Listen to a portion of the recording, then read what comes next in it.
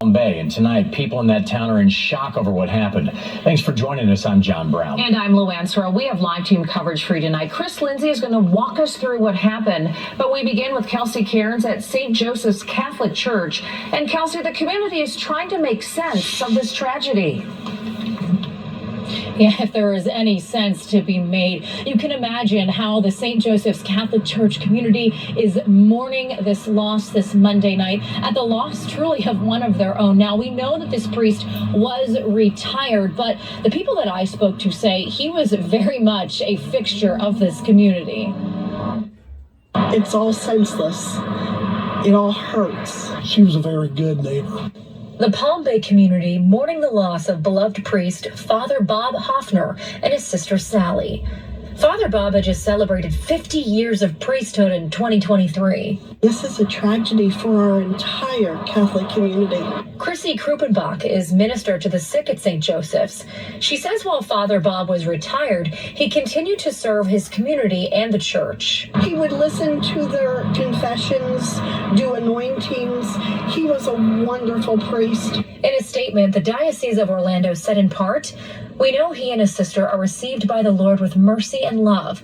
We also pray for the 2 police officers who were injured yesterday and for our public servants who safeguard our community and extend our gratitude to them during this difficult time."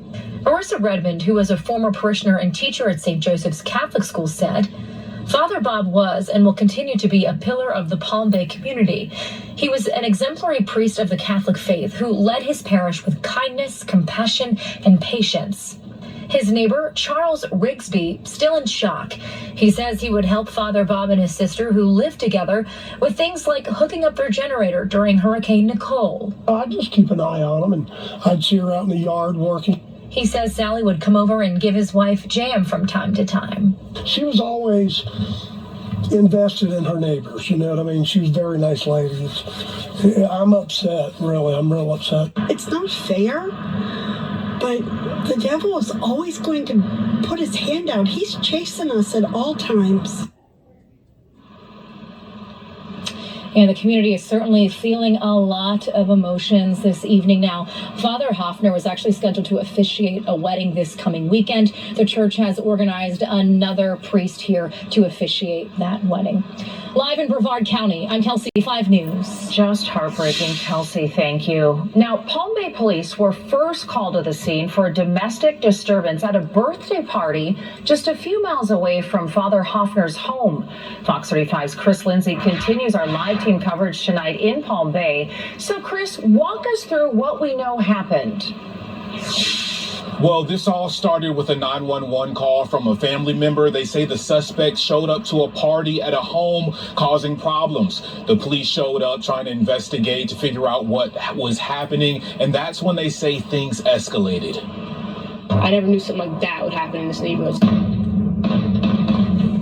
Neighbors on Forgle Avenue were shocked to hear gunshots ring out Sunday afternoon. It was nerve-wracking. You could hear all the shots and helicopter. I've never heard a gunshot before, but I heard I'm like, that's definitely a gunshot. The Palm Bay police chief says the shots were from an officer-involved shootout with Brandon Kappas. During the exchange, they say Kappas shot and killed his grandfather, who tried to intervene. We don't know the motive right now.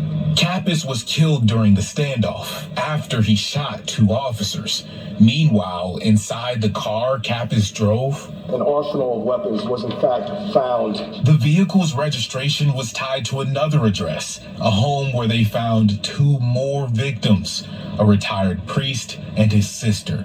The chief says they'd been shot to death. It's all tragic. This is all tragic. Police are still working to find out why Kappas had the car and his connection to the priest. The 2 officers who were hit in the shootout are expected to recover. No officer wants to discharge their firearm, let alone take a life. But unfortunately, because of the suspect's actions yesterday, our officers had to do that.